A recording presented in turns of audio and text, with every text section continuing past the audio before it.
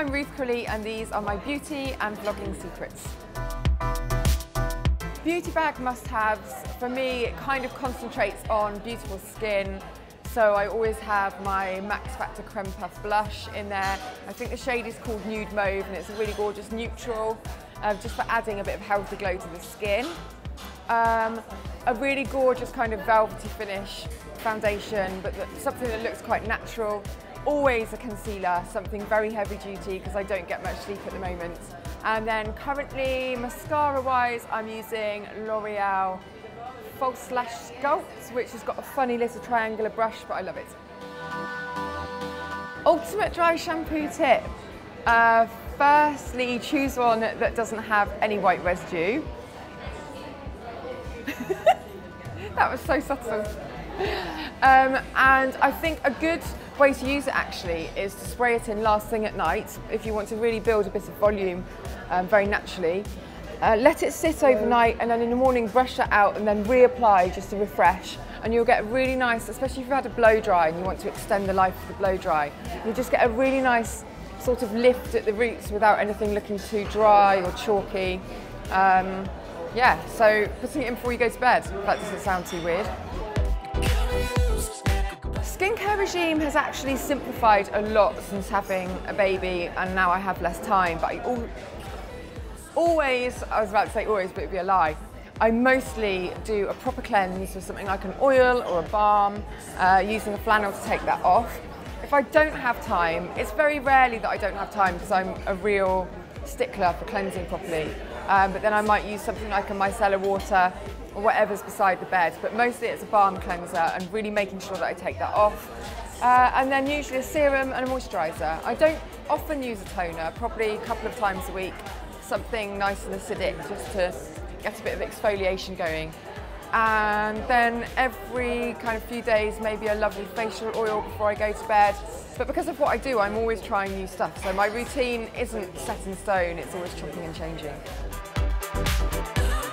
Top tips for new mums. I think the best thing that I was ever told was just go with the flow.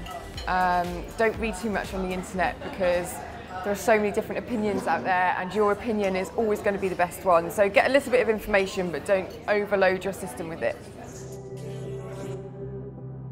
The whole sleeping when your baby sleeps thing is really good advice, but not something that I ever manage too much. I mean, you can at the beginning, but you want to get on with other stuff. Yeah, loads of little tips and things that you pick up from other people. Oh, the best one actually is when you're trying to get your baby to eat food, give them a spoon to hold as well as trying to feed them with a spoon, and for some reason it makes them eat a lot more.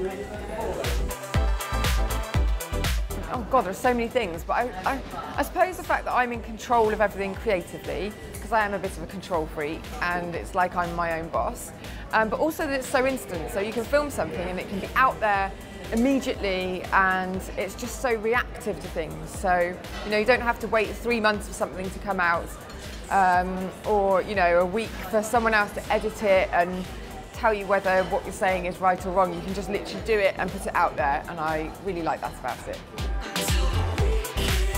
I think find out or realise what's unique about yourself and what makes you different and run with that. You know, don't try to copy somebody else's style because they've done well at it. Find out what's unique about you and make that your selling point. Oh, the one from Aladdin, Jasmine. It's a long time since I've seen that film. I was thinking, which is the princess from The Lion King, but there's not. Favourite emoji is, oh no, either the eye roll, which I can't obviously do, or that one. Oh, you see, writing's my thing that I love, and so I would say Twitter, but everyone's saying Instagram now, so I'm torn. I'm going to go for Twitter, although that will be controversial. Secret talents. Ooh. This isn't a talent, but I'm a really atrociously bad dancer. I mean, it's so bad that it is almost a talent in itself. dream holiday destination would probably now be somewhere, oh, I love America. I love doing road trips. But because I'm so busy now all the time, I think it'd be somewhere like the Maldives where there's literally nothing to do and I can just lie there and read books. That would be the dream at the moment.